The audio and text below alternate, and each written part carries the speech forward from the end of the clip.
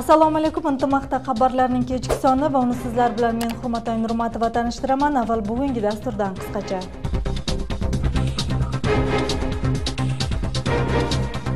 Xavfsizlik kengashining kotibi sobiq prezident Atambayevga jinoiy ish qo'zg'ash qoidasini aytdi.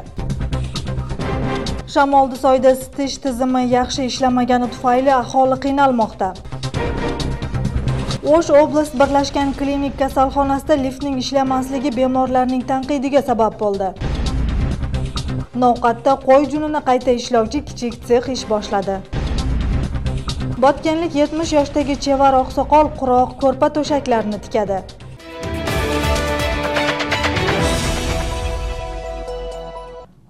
Fevralda soat 16lar atrofida Issiqko'l oblastining Cho'lpon-Ota shahrida tezligi soniyasiga 15-28 metrga yetgan kuchli shamol bo'lib keltirilgan zarar aniqlanmoqda.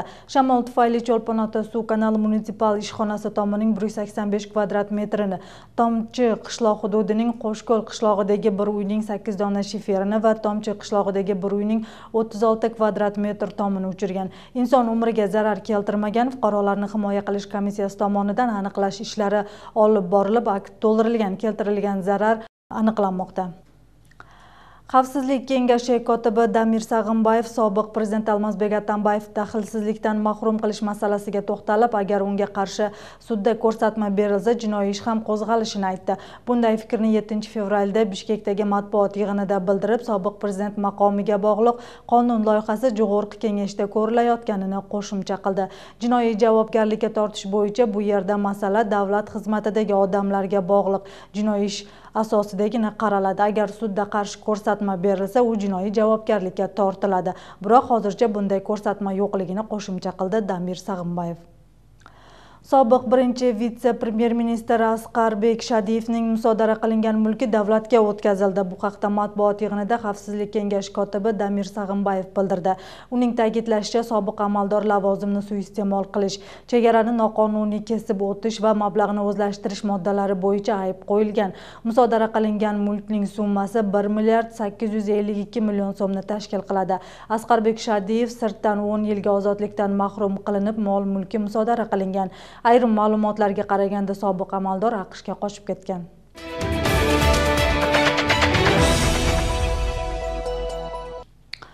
Jalolobod oblastining Shamoldisoy shaharchasida issiqlik tizimining sust ishlashi aholining noroziligiga sabab bo'ldi. Chunki yangi yildan boshlab hududdagi ko'p qavatli uylar yaxshi isimay, yosh bolalar og'riyotganini turg'unlar aytishdi.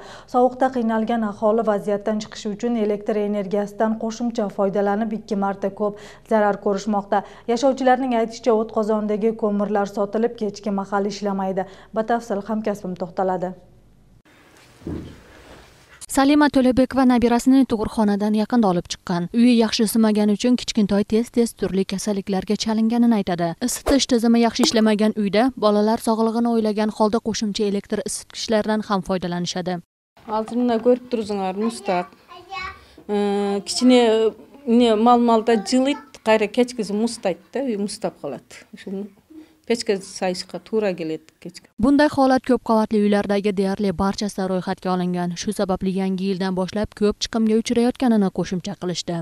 Отопление ысывай, неме печка сайып атабызда. Ар үйдө ушундай. Жылуулук жакшы болбой атат быйылкы жылы.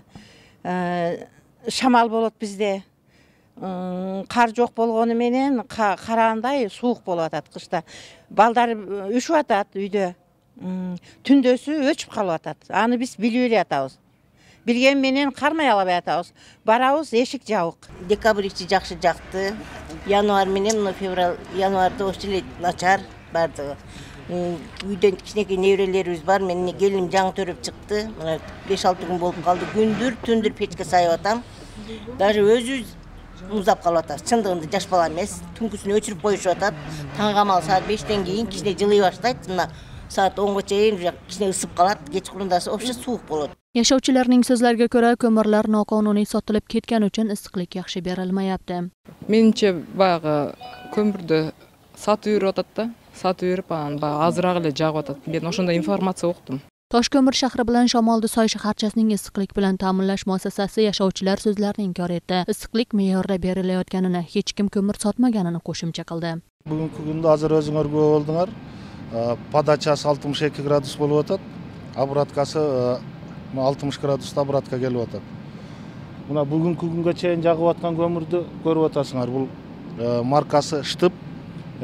Bu ko'mirni misol uchun biz Tulkomonday kotelniy qilib jaqpasa buni uyga jaqa olmaydi hech kim. Tigi aroq almashtirganda boshqa almashtirib o'tadi deganda bu ko'mirni bilmayman kim olib qanday boyaqi. Yashovchilarning so'zlariga ko'ra, o'tkazonlar elektr ko'mirga o'tgandan keyin yaxshi ishlamay qolgan, biroq bu fikrga issiqlik tizimi yetakchisi qo'shilmaydi. Ular o'tkazonlar nimada ishlasa ham issiqlik me'yorda berilyapti deya alohida ta'kidladi. Shu bilan birga ba'zi xodimlarning befarqligi sababli kechda o'tkazonlar qarovsiz qolayotganini tan oldi.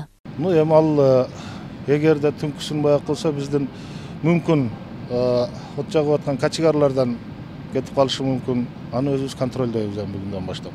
Bundan buyon o'tkazonlar mutasaddilar tomonidan muntazam nazorat qilinadigan bo'ldi. Ta'kidlab o'tsak, Shamoldisoy shaharchasida 2 ta o'tkazon bor. Unda 600 ga yaqin abonent issiqlik bilan ta'minlanadi. O'sh oblastlari birlashgan klinik kasalxonasidagi siniq jarohatlar bo'limi 4-qavatdan 2-qavatga ko'chirildi. Bunga liftlarning ishlamasligi sabab bo'lgan. Hozirda eskirgan liftlar tufayli og'ir ahvoldagi bemorlar 1-qavatdan 2-qavatga chiqishga qiynalishadi.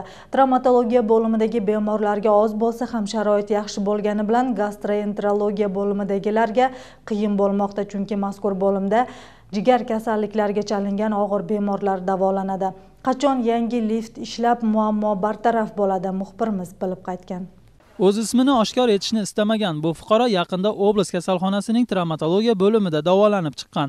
Oyog'idagi jarohati sababli u yoq bu yoqqa yurishda qiynalayotganini aytadi. Masalan, 4-qavatga chiqib tushish uchun albatta birovning yordamiga muhtoj bo'lar edi. Kasalxonadagi arang ishlagan liftdan faqat shifokorlar foydalanib, bemorlar zinalardan foydalanishini aytadi. Operatsiya bo'limi 2-etajda-da. 2-etajdan sizni обязательно birov ko'tarib olib chiqish kerak-da, o'sha nasilkaga solib, joningizda 2 odam bo'lsa, dag'i 2 odamni suranib, o'sha yer 4-etajga olib chiqishib qo'yg'ilchi deb. Lift taqir ishlaydi-da. Tushayotganda o'zingiz bosib tushasiz. Misoli, udaleniyaga kelgan bo'lsangiz, mana temir-pemir oldirgan. Jo'nala bosib tushasiz. Anan chiqayotganda so'zsiz birov yordam berish kerak-da, yoqdan chiqa olmaysiz. Tim bo'li nasilkada chiqasiz. Kasalxonada liftdan foydalana boshlanganiga 42 yil bo'ldi. Bu vaqt davomida biror marta kapital ta'mirdan o'tkazilmagan. Yetakchilik bemorlar xavfsizligini o'ylab chiqarilmayotganini aytadi.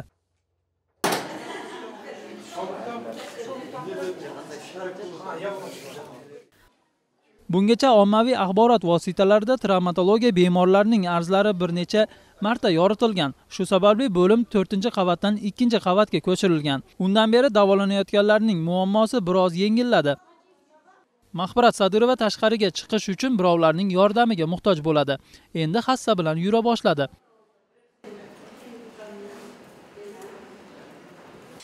O'zim uchun dele qiyin-da. Men tushib chiqish dele qiyin bo'ladi-da. Ana nima hozir yaxshi, oshxonaga borib, nima sirtqa chiqib kelgan go'ng'ayroq bo'lib qoldi-da. Yaxshi bo'lib qoldi, yaxshi. Biroq masala to'liq hal etilmaydi. Endi travmatologiya o'rniga ko'chirilgan gastroenterologiya bo'limi qiynala boshladi. Sababi bu bo'limda jigar kasalligiga chalinganlar davolanishadi. Ularni ham ko'p yurishi mumkin emas. Travmatologiya hozir 2-qavatga ko'tarilib, o'shol operatsiyadan chiqarilib bölümge жылдырылып атат. Эми бирок анда бул деле эменен чыгуунун жолу эмес, анткени гастроэнтерологияда дагы оорулар болуп калышы мүмкүн, алар деле реанимацияга которулушу мүмкүн. Ошондой мезгилдер эми ушул ремонт бүткөнгө чейин бизде көйгөйдү жаратууда. Эмесин оңдотуп койсо болот да. Ооба да. Бизге окшогондорго мынантип кыйналып атам.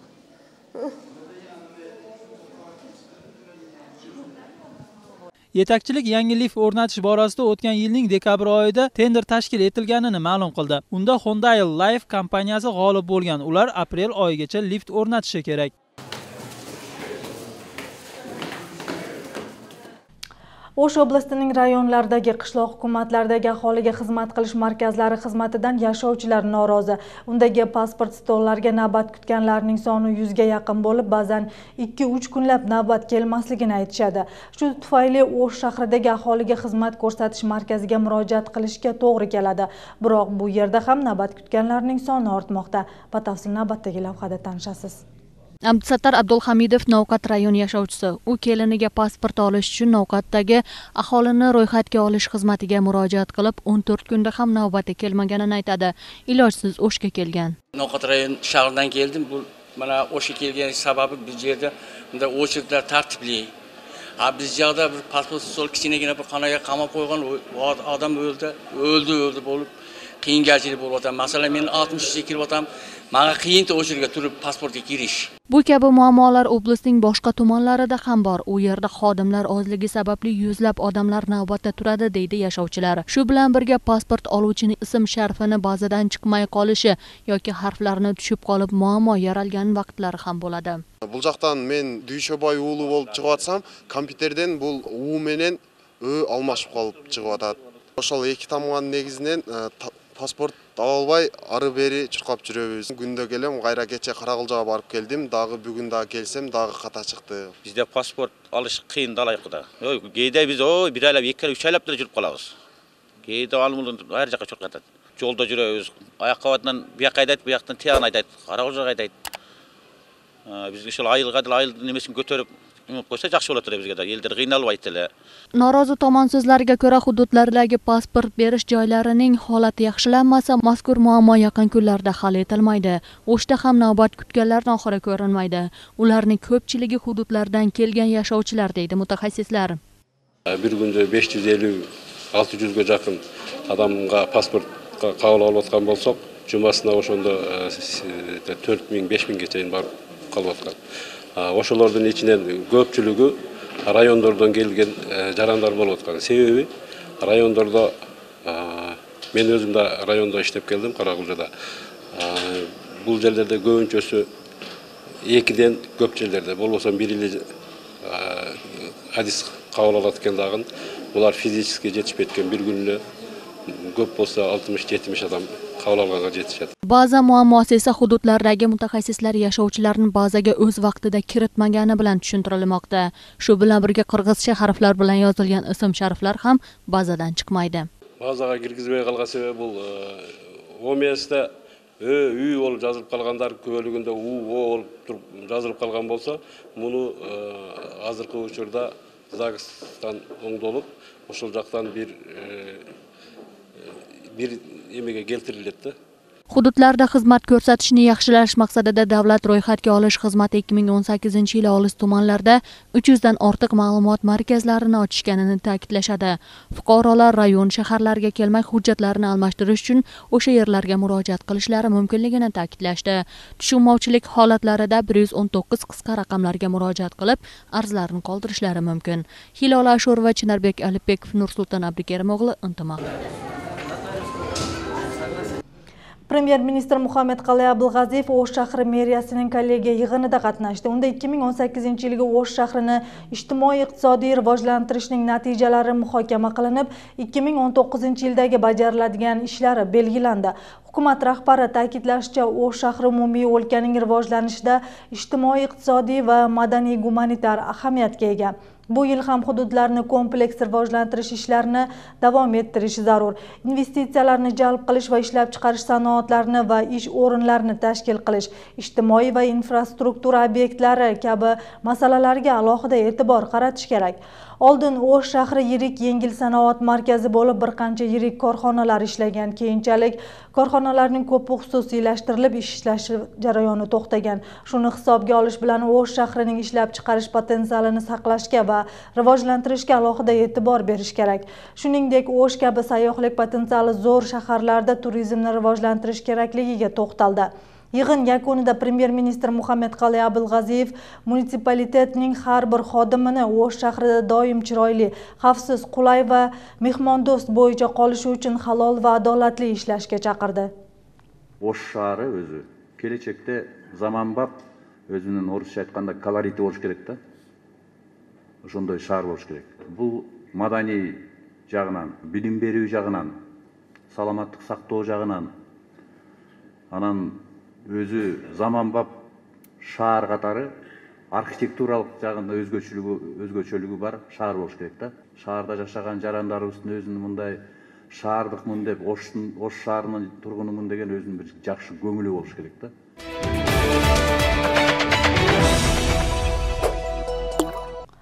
Qirg'izistonda saylov jarayonlariga yoshlarning ishtirok etishi sust ekanligi aniqlandi. Bunday holat 2017-yili o'tgan prezident saylovida ham sezilgan.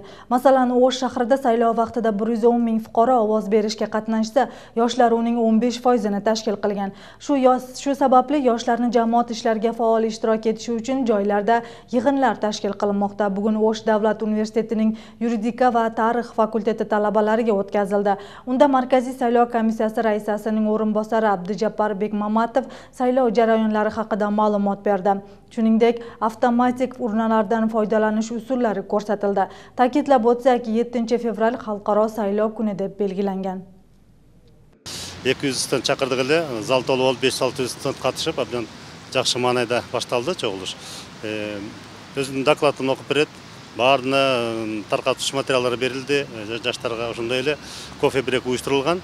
Биз дагы негизи эле коомчулуктагы жаштар менен ушундай тыгыз байланышта ушул максатта иш жүргүзүш керек болуп атат. Novqat rayonida qo'y junini qayta ishlovchi sex ochildi. Endi bu yerda jun yuvib tozalanib, apparat yordamida kigiz tayyorlanadi. Yuqa kigizlardan turli suvenirlar, uy isitish vositalari yasaladi. Kichik sexda 30 kishi ish bilan ta'minlangan. Yangi ochilgan korxona faoliyati bilan bizning ijodiy guruh ham tanishib qaytgan.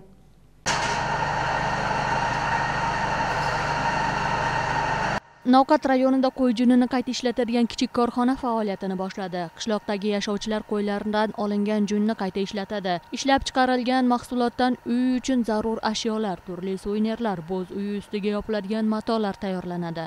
Ayni vaqtda mazkur sexda 30 nafar ishchi bor. 2 smenada ishlagan xodimlar bir kunda 300 kilogramga yaqin junni qayta ishlatishmoqda. Endi bu jaqdan 1,5 soatdan tayyor bo'ladi. Mына жерде бат эле bo'ladi. Где-то 2 soatda bermab qoladi, tayyor bo'ladi. Bir kez nima chiqishinachi. Dastlab jun namlangandan keyin bunday qilib maxsus mashinaga solinadi. Bu yerda tozalangan toza junlar quritiladi. Keyin maxsus uskunalar yordamida tekislanadi.